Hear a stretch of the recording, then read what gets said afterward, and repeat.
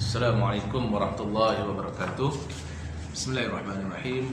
Alhamdulillahirabbil alamin wassalatu wassalamu ala sayyidina Muhammad wa ala alihi washabihi ajmain. Amma ba'd. Yang berarti tuan-tuan yang berkata Allah Subhanahu wa taala, alhamdulillah pada hari ini saya nak menceritakan, menerangkan berkaitan dengan perceraian yang telah dilakukan oleh suami antara pasangan suami isteri apabila berlakunya perceraian talak 3. Jadi hari ini saya nak menceritakan dalam istilah bahasa masyarakat kita yang digunakan pakai ataupun yang masyhur digunakan oleh dalam masyarakat kita, iaitu Cina buta. Cina buta ataupun dalam bahasa syaraknya ataupun bahasa dalam fiqhnya ataupun dalam bahasa Arab dipanggil halalah, iaitu bagaimana seorang suami yang ingin bernikah semula dengan isterinya yang telah diceraikan dengan talak bain ataupun dengan talak 3, maka di situ ada beberapa syarat yang dipanggil halalah, yang halalah ataupun dalam istilah masyarakat kita dipanggil Cina buta. Walaupun istilah itu sebenarnya sangat kasar dalam bahasa kita, tapi telah digunakan pakai oleh masyarakat ataupun dimasyhurkan oleh masyarakat kita. Maksudnya di situ bukan kita menghina satu bangsa yang mengatakan bangsa yang lain, dan nak menunjukkan bahawa bagaimana telah disalah tafsirkan ataupun telah disalah gunakan pengertian yang sebenarnya. Jadi sebab itu yang lebih baik yang kita sebut dengan istilah halalah itu adalah lebih sempurna ataupun lebih baik di segi hukum syarak fiqh. Bagaimana seorang suami yang telah menalakkan isteri sebanyak 3 talak ataupun talak bain, maka sekiranya dia nak menikah semula dengan bekas isterinya itu, ada beberapa syarat, iaitu yang pertamanya hendaklah isteri itu, bekas isteri itu telah berkahwin dengan orang lain, dengan lelaki yang lain, ataupun telah bernikah dengan lelaki yang lain.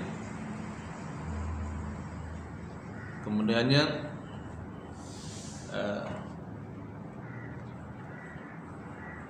berlakunya persetubuhan antara keduanya,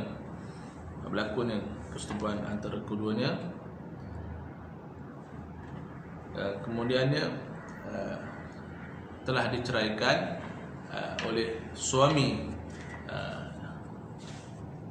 isteri yang ataupun bekas isteri ini tadi itu dengan ataupun suami yang baru ini telah ceraikan semula, kemudiannya telah habis akan iddah ataupun selesai iddah. Maksudnya yang paling mudah iaitu hendaklah suami iddah dengan suami yang menceraikannya telah selesai.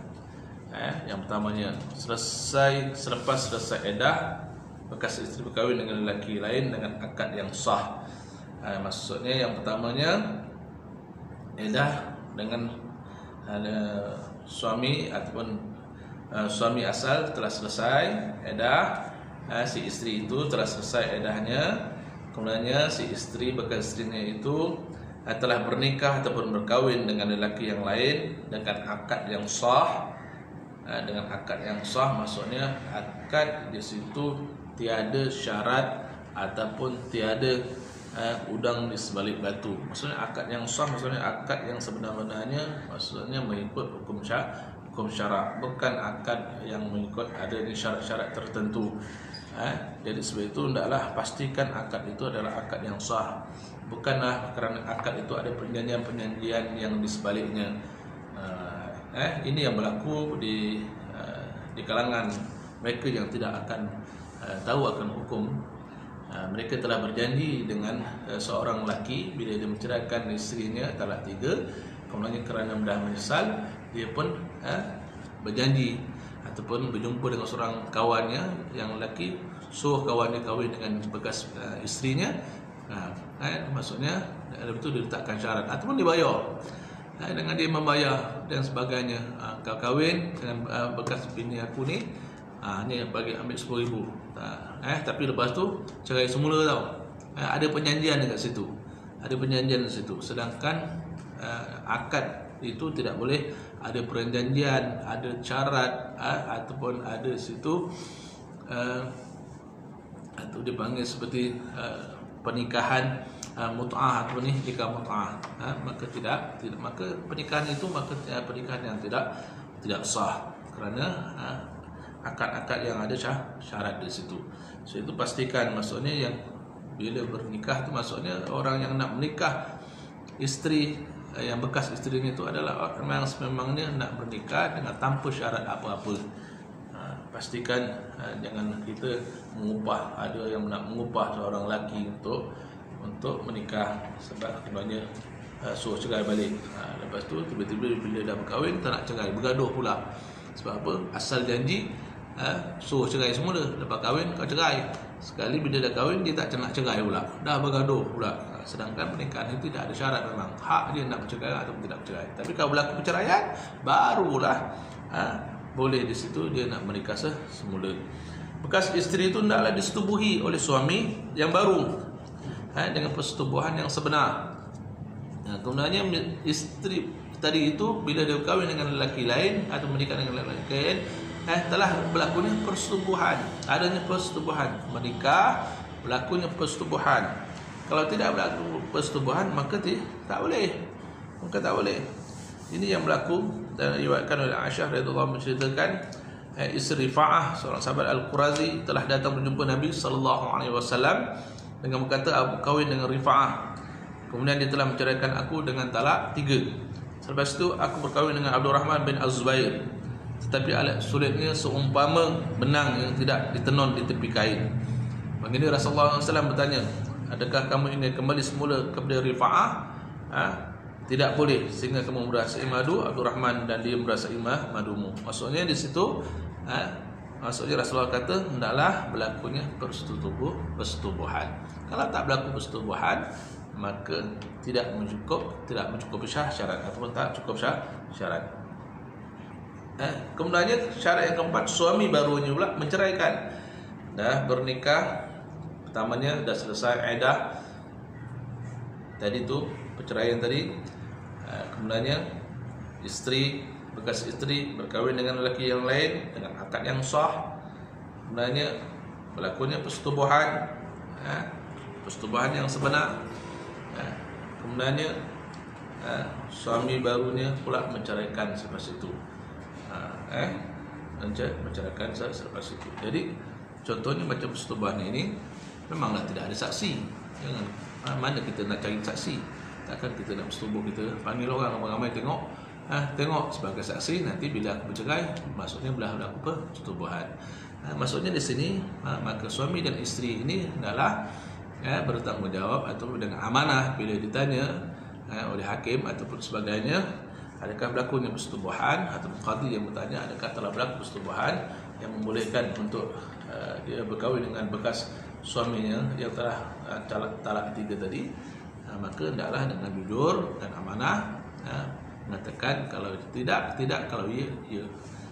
Maka kalau ada penipuan di situ maka mereka bertanggungan dengan dosa besar. Kerana apa? Kerana pada hakikatnya bahawa sebenarnya pernikahan yang akan berlaku selepas itu adalah pernikahan yang tidak sah, kerana tidak mencukupi syarat halalah ataupun dipanggil membolehkan untuk berkahwin dengan bekas isteri yang telah diceraikan dengan talak 3. Maka berlakunya di situ wati syubhat.